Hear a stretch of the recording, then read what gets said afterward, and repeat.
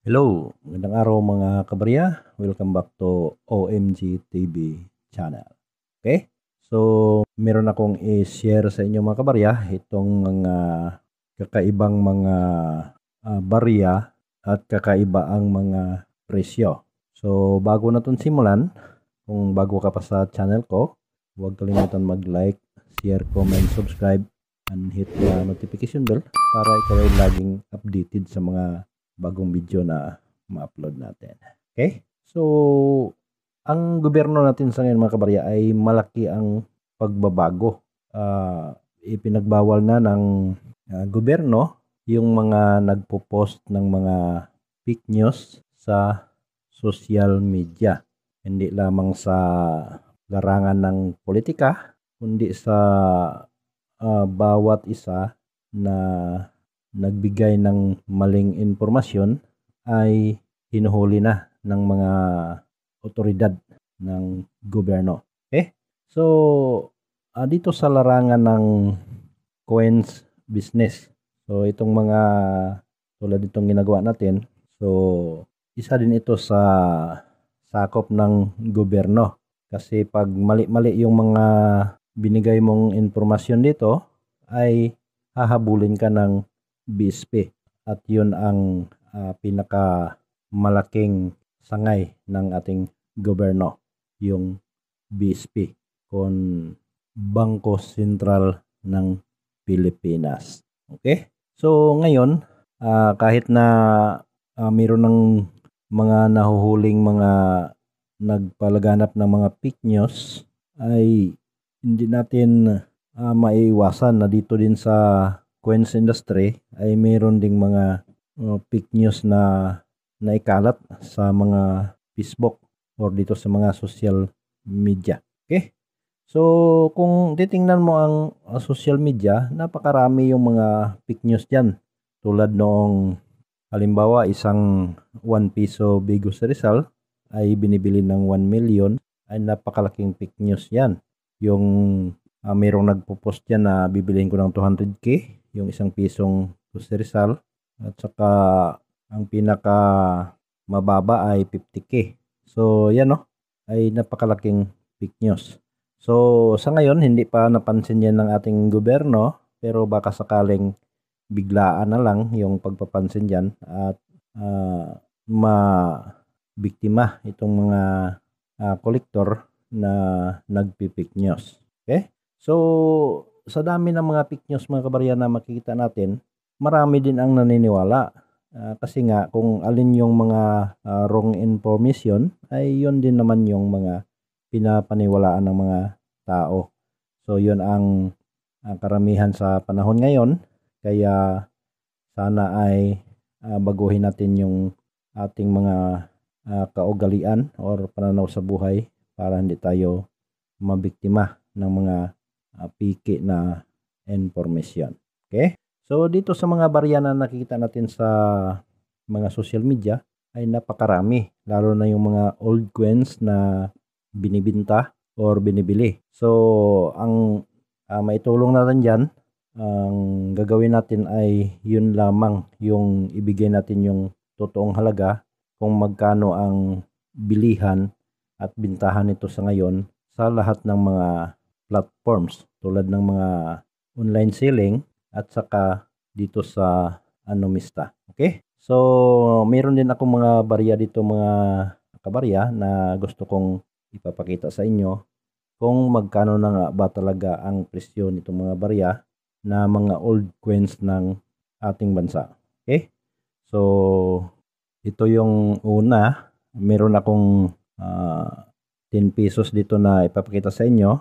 Ito ay 2016. So, ang 10 pesos na 2016 mga kabarya, kung mapapansin nyo dyan sa Numista, ito ay semi-hard to find. At nagiging hard to find dahilan nga marami din yung nagkukulikta nito. So, sa ngayon, ang presyo nito na offer ng ating mga kolektor or bilihan ng ating mga kolektor ay nasa 300 pataas yung kanilang offer. So ang totoong presyo nito mga kabarya ay hindi 300. nasa dito sa online selling na nakita natin. So nagkahalaga lamang siya ng 89 pesos. So ito yun, no, 10 piso year 2016 collectible souvenir. So 89 pesos lamang yung kanyang presyo. So ibig sabihin hindi totoo yung presyo ng mga sinasabi nating nakita natin sa post ng mga collector na yung iba ay binibili ito ng 5,000, 10,000, 15,000. So ayan, no. At meron naman dito na isa pang post. Ito ay 2016, 2014, 2008, year 2000. Philippine 10 pesos, semi-hard to find, collectibles. So ang halaga lamang niya dito mga kabarya ay ganun pa rin, no. Nasa 89 pesos ang bawat isa. Okay? So meron naman ditong ASEAN 50. Ito yung 150 years anniversary. Then uncirculated collectible souvenir. Nasa 99 pesos din ang kanyang presyo. So kasama na dito yung sa 5 na commemorative sa 1 piso. Yung si Andres Bonifacio, Jose Rizal, Artemio Ricarte, Horacio de la Costa, at si General Torres. So kasama yan ng ating commemorative na ASEAN 50. So yan yung mga commemorative ng 1 piso mga kabarya. So yun lamang yung kanyang price. Nasa 99 pesos. So meron pa dito itong 1991 at saka 1992 na 5 piso improve. Ito ay Flora and Fauna collectibles. 249 pesos na ang kanyang halaga sa ngayon. So hindi lamang yung bintahan, kundi bilihan. Then ang ating 1991, 1994 na 2 piso uncirculated, Andres Bonifacio. So nagkahalaga din siya ng 99 pesos. Yung 1865, 2015 na Philippine 10 piso commemorative coin ni General Antonio Luna. So ang kanyang price mga kabarya ay 99 pesos. So lahat ng mga commemorative ng 10 pesos ay nasa 99 pesos lamang yung kanyang halaga. Yung 1975 na Philippine 5 piso bagong lipunan collectibles, 380 ang isang piraso. Then yung 1978 to 1982 na ABL, ang bagong lipunan na Rizal, 1 piso. Ito ay nagkalaga ng 110 pesos. At yung 5 cents na 1975 to 1982, ABL collectible. So 45 pesos ang isang piraso. Then ang mga papel tulad ng 2 pesos, 5 pesos, 10 pesos, 50 pesos na bagong lipunan. So nasa 100 pataas yung kanyang halaga. At ang set ng collectible na English series coins 1958 to 1966.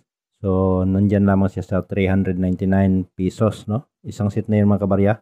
Bali 5 piraso. Meron siyang 1 centimo, 10 centimo, 5 centimo, saka yung 25 centimo at saka 50 centavos. Okay? So another na collectible Filipino series coin.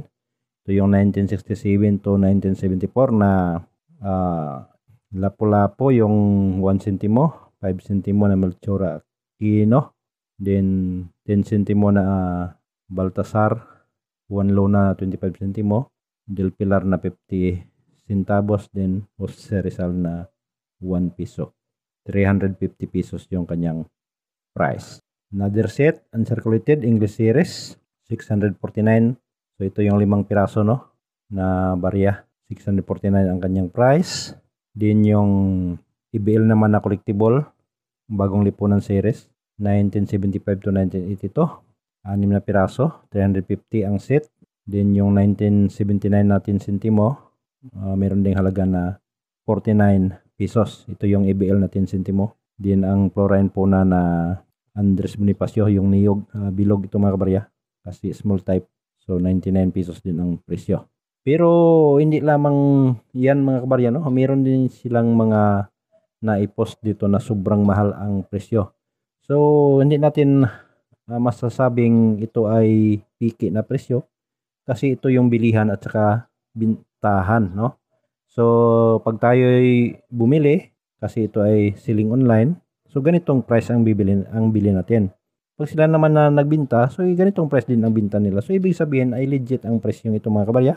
Ito ay nagkalaga ng 6,500 pesos. Ang 1905 Philippines 1 centavo, sharp details in very good condition. So, ibig sabihin, klarong-klaro pa yung mga detalye, mga guhit. So, parang uncirculated, no, ang dating. So, napakamahal. 6,500 ang isang piraso. Okay? So, ang 1 piso naman mga kabarya na American Philippine 1907. So, ito ay 20 grams, then 35 mm Asian collection. Meron siyang 2,674.89 pesos. At ang pinakamatindi mga kabarya, itong 1 centavos na Pilipinas. Ito yung 1904 na Philippine centavos. Prop version, high grade. Ang kanyang Prop 65, very sharp details. So, nagkalaga siya ng 36,800. So, yan yung isa sa pinakamahal mga kabarya na barya dito sa nakita nating binibinta at binibili sa mga selling online. At mayroong 1919 na Philippine 1 centavos sharp details in good condition. 2,500 naman ang isang peraso. Okay? Then yung ating 1903 na Philippine 20 centavos hard to find. 0.900 silver ang kanyang materials. So nagkalaga siya ng 2,000 pesos mga kabarya ang isang piraso. At ang pinakahuli is itong 1904 na Philippine 1 peso high grade. 0.900 silver din ang kanyang materials na content. So ito ay nagkahalaga ng 60,000 pesos. So yan yung mga ASPI mga kabarya na US Pilipinas coins. Okay, so itong mga presyo na ibinigay ko sa inyo ay legit na presyo sa bilihan at saka bintahan mula sa mga selling online. Then ilagay ko ang link sa description nitong video para malaman nyo kung anong platform ito. Okay? So maraming salamat ang panonood. Huwag kalimutan ang OMG TV channel doon sa hindi pa nag-subscribe. Mag-subscribe kayo para lagi kayong ma-update sa mga bagong video na ma-upload natin. At baka ikaw sa mapili natin na mabilhan kasi marami ang mga gustong magbinta sa atin. Hindi naman pwede na kumprahin natin lahat. Kaya pinipili lamang natin dito sa ating mga subscriber. Okay? So ulitin ko, magandang araw sa lahat and God bless.